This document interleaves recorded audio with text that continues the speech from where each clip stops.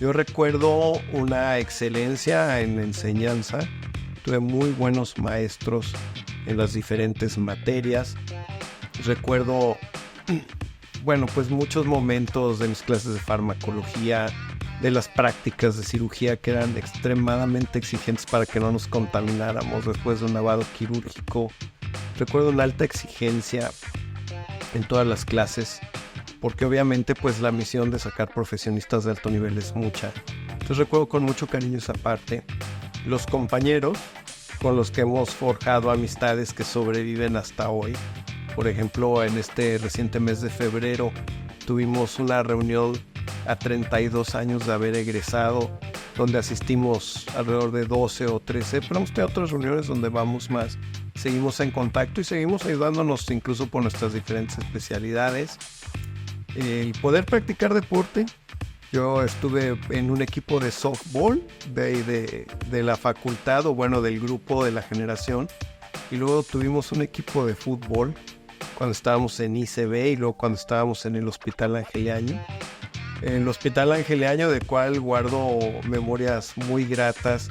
Justo este año que tuvimos el eclipse, me estaba yo acordando junto con mi hija que mi eclipse total previo fue exactamente en el Angeliaño con la que ahora es mi esposa. Ahí estábamos viendo el eclipse a través de las hojas de los árboles, las sombritas o en charquitos que habían quedado porque habían regado cómo se veía el eclipse para no verlo directamente. Entonces tengo muchas memorias muy gratas de mi estancia aquí en la universidad, de haber pasado por la universidad. Y cuando egresé también, pues el hecho de que a los hospitales que yo llegué a trabajar con compañeros de la Universidad Autónoma nos distinguimos, pues decían, estos de la Autónoma vienen bien preparados. Híjole, bueno, yo creo que yo metí el mejor autogol en la historia de fútbol de aquí de la universidad, jugando contra derecho ahí con mis compañeros. Es muy grato y de repente es de risa, pero había tanta rivalidad que el hecho de haber metido un autogol, afortunadamente no perdimos, pero te regresa como a ese lugar donde puedes ser tú y a veces hasta reírte de cosas que pasaron. Y como me dice, oye, alguien de la universidad, ahora que fue la reunión, llévense la camiseta del equipo de fútbol. Bueno, ya ni la tenía y yo creo que ya nadie podemos jugar fútbol, ¿verdad? Pero ese momento lo recuerdo así, quizás como algo chusco, pero algo que podía pasar dentro de la universidad, donde yo podía vivir momentos muy alegres más allá de solo estudiar. ¿Cómo lo vas aplicando? Bueno, a fin de cuentas, en la educación médica tienes que ir pasando niveles, ¿no? Yo recibí, por ejemplo, el premio del mejor alumno de la generación en aquel entonces, y ese impulso de los conocimientos que te dan, la confianza. Yo siempre creo que la medicina es ciencia y es arte. No puedes tratar de ejercer el arte si no tienes la ciencia, y si ejerces la pura ciencia sin ejercer el arte, vas a ejercer una medicina incompleta. Entonces yo aquí siento que iba adquiriendo las dos cosas al mismo tiempo. Los conocimientos para poder aplicar en mi práctica diaria. Obviamente aquí sale uno de la licenciatura. En el camino del médico es apenas como un paso inicial si pretendes hacer la especialización. Pero me permitieron primero pasar el examen nacional de residencia en muy buen lugar, ¿okay? Y poder después acceder al Hospital Infantil de México, que es un instituto nacional de salud, de los mejores lugares para realizar la especialidad en pediatría. Y yo siento que mucho fue por la preparación académica que tuve aquí en la Universidad Autónoma de Guadalajara. Y la parte humana nosotros, aunque yo traía mucho de casa, pues ese contacto que hacíamos con los pacientes a través de los INTECOS en aquel entonces, que eran las unidades de medicina donde nosotros íbamos aquí en la ciudad, en colonias desfavorecidas, a tener contacto con los pacientes, a empaparte de la realidad en salud de personas en situación vulnerable, pues me fue mucho sembrando esa semilla de lo que hoy hago en el día a día en mi carrera. Pues lo que más me llena de satisfacción es esa transición que existe cuando llega una persona con nosotros, o llegan papás con su hijo, con su vida en peligro, y se van finalmente curados.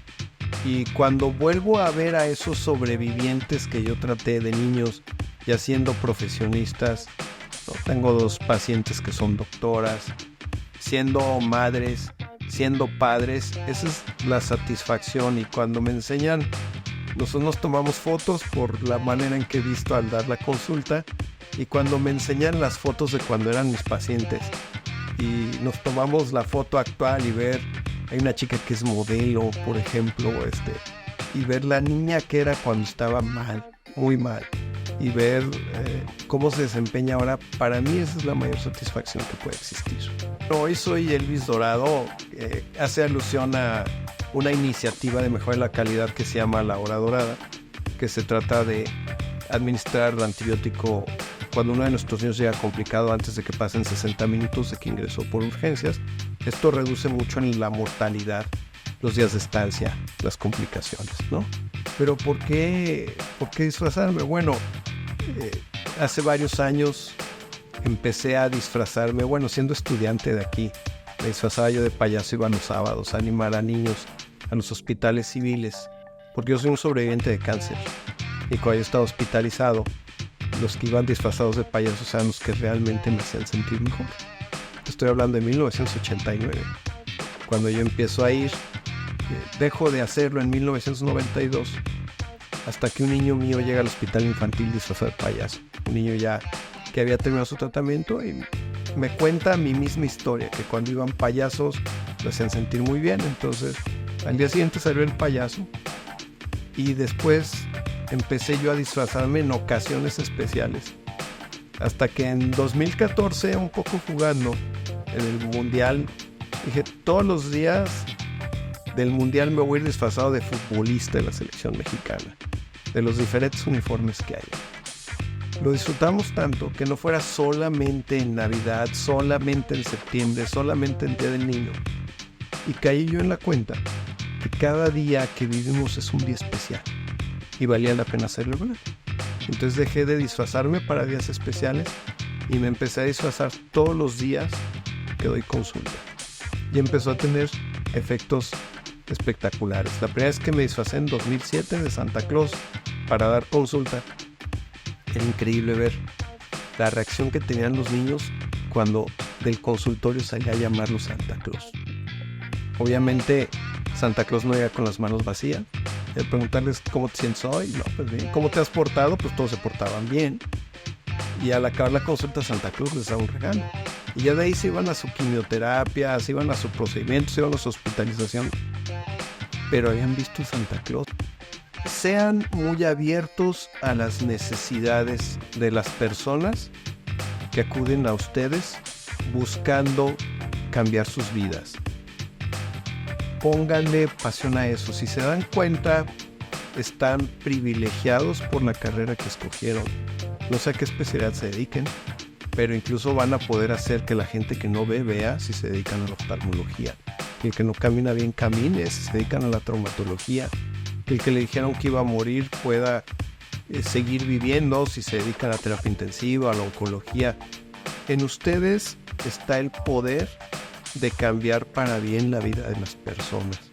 Y no olviden, acuden a nosotros en una situación de vulnerabilidad.